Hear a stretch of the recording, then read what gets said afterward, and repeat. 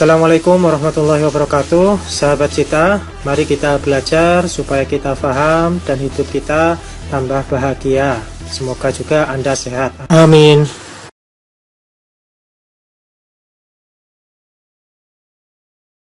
Prinsip merupakan pernyataan yang berlaku bagi sekelompok gejala tertentu yang mampu menjelaskan suatu kejadian. Prinsip juga diartikan sebagai hubungan ya antar konsep satu dengan konsep yang lain atau konsep dengan fakta. Prinsip ini lewat proses induksi dari hasil berbagai macam observasi. Contoh mengobservasi tentang logam. Tembaga dipanaskan memuai. Seng dipanaskan memuai. Besi dipanaskan memuai. Berarti simpulannya, apa kira-kira simpulannya? Tembaga, besi, dan seng itu termasuk logam bila dipanaskan memuai. Berarti Anda bisa meramalkan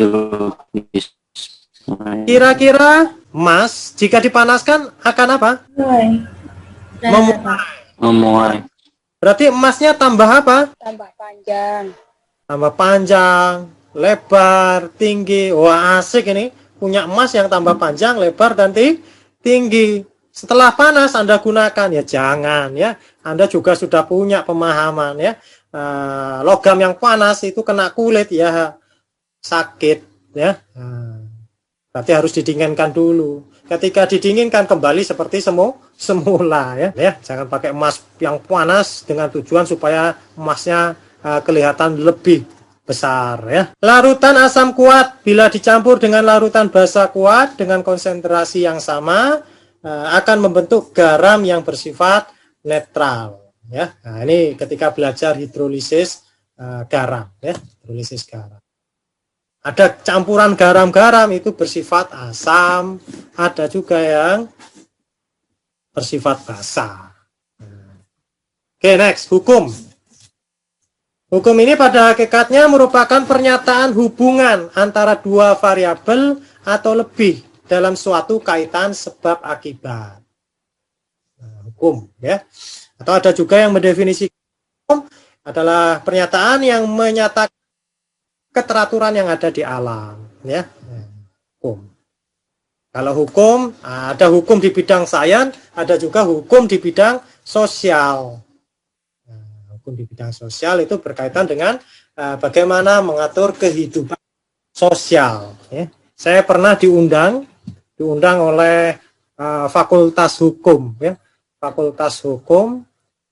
Padahal saya jurusan kimia, ya, jurusan kimia. Tapi kalau saya berada di forum itu pasti, ya, kebanyakan itu saya bertanya atau berpendapat, ya. Saya rasanya gatel.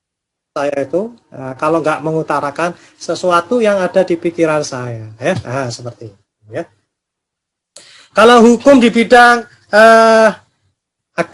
di bidang natural science ya, natural science itu bersifat pasti biasanya ya, teratur. Kalau hukum di bidang sosial itu biasanya nggak teratur ya, nggak teratur. Kadang hukum di bidang sosial itu tajam ke bawah, tumpul ke atas, nah, kan gitu ya, kan nggak sesuai ya. Nah, saya diundang itu karena kapasitas saya sebagai ketua kader edukatif anti narkoba, BNNP Jatim ya. Nah, sehingga masih ada kaitannya dengan hukum, sehingga saya menyatakan pendapat, Pak, kalau hukum di bidang sosial itu saya di bidang sains itu insya Allah saya paham ya. Ada hukum kekekalan massa, hukum Pros, hukum Dalton dan lain sebagainya, yang itu semuanya teratur dan pasti ya. Tapi kalau hukum di bidang sosial ini tolong dibuat pasti juga, jangan tajam ke bawah dan tumpul ke atas. Nah, saya berpendapat seperti itu. Apalagi misalkan di bidang ini ya, narkoba ya. Kalau yang kena narkoba itu orang-orang yang anaknya pejabat, nah ini bisa bebas. Nah, ini kan nggak adil. Nah, Anda buat seadil-adilnya hukum ini. Nah, saya berpendapat seperti itu. Oke, next. Hukum adalah prinsip yang bersifat spesifik. Ya. Kekhasan hukum dapat ditunjukkan dari hal-hal berikut. Ya. Bersifat lebih kekal, karena telah berkali-kali mengalami pengujian, penghususannya dalam menunjukkan hubungan antar variabel. Nah, contohnya ini ya, hukum kekekalan massa, hukum Lavoisier, dan hukum perbandingan tetap, serta hukum perbandingan berganda. Nah, nanti kita coba latihan ya. Teori. Kerlinger ini berpendapat bahwa satu teori adalah seperangkat pengertian atau konsepsi, definisi, dan proposisi yang saling berkaitan yang menyajikan suatu pandangan yang sistematis dari berbagai fenomena dengan mengungkapkannya. Adanya hubungan yang spesifik antar variabel dengan tujuan untuk menjelaskan dan meramalkan fenomena-fenomena tersebut. Nah, tadi hubungan yang spesifik antar variabel disebut apa tadi? Hubungan yang spesifik antar variabel. Halo? Hukum. Pintar. Berarti teori ini bisa dikatakan penjelasan atas hukum. Nah, karena hubungan antar variabel ini kan tadi disebut hukum. Tapi ada juga teori-teori itu yang tidak menjelaskan hukum. Ada. Misal, ya, teori apa yang nggak menjelaskan hukum? Contoh, teori asam basa. Hukum asam basa ada apa enggak? Tidak ada. Enggak ada. Enggak ada, ya. Jadi ada teori itu yang enggak menjelaskan hukum, gampangannya menjelaskan fenomena lah. Gampangannya gitu ya, fenomena. Nah, contohnya ketika dulu Sri Mulat ke Surabaya, nah ini sekelas Sri Mulat ya. Nah, saya beri contoh dari Sri Mulat. Sri Mulat ke Surabaya, nah, dia melakukan apa namanya teatrikal atau apa gitu. Nah, ketika itu dia menyatakan ke temannya, "Wih, badanmu itu kok bau sekali ya?" Nah, lalu dia menganjurkan temannya, "Coba kamu beri kapur barus." Nah, kalau Anda sebagai orang kimia, masuk akal apa enggak itu? Badan bau diberi kapur. Tidak, Pak. Masuk apa enggak? Masuk. Nah, Susah, Pak. Aku harus pada. nah susah. Berarti Kalau untuk saya masuk akal. bau itu dikarenakan oleh apa? Bakteri sama Apa? Sistem ekskresi dalam tubuh, Pak. Sistem ekskresi. Ini anak saya SD ini jawab ini, keringat ya. Bisa jadi ya. Keringat, lalu tadi ada lemak-lemak yang terurai menjadi asam butirat. Asam itu bau ya. Asam butirat. Lalu kalau kapur barus itu bersifat apa kapur barus? CaCO3 itu bersifat basa. Basa. Berarti asam ditambah basa menjadi Hidrolisis jadi garam. garam.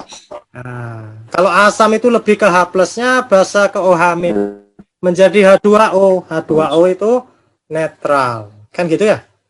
Nah, harapannya sudah tidak bau, masuk akal ini ya. Nah, sekelas Sri Mulat aja masuk akal ya. Jadi ada kalanya teori itu tidak menjelaskan hukum, tapi fenomena-fenomena yang ada ya. Teori merupakan kerangka yang lebih luas dari fakta-fakta, data-data, konsep-konsep, dan prinsip-prinsip yang saling berhubungan. Nah, ini saling berhubungan. Teori dapat berubah jika ada bukti-bukti baru yang berlawanan dengan teori tersebut.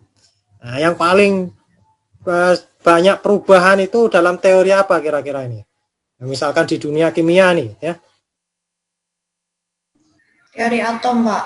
Pinter, teori atom ya. Yang paling awal teori atom. Kalau paling awal ya Demokritus ya, Demokritus. Oke, setelah Demokritus saja ya. Karena Demokritus itu 200-an sebelum Masehi, habis itu baru dipikirkan lagi oleh ilmuwan itu pada tahun 1600-an ya. Atau 1800-an, saya agak lupa ya. Intinya lebih dari 2000 tahun kalau nggak salah ya. Lebih dari 2000 tahun baru memikirkan atom lagi ya. Dalton ya. Nih, teori atom Dalton, J.J. Thomson, Rutherford, Bohr, modern.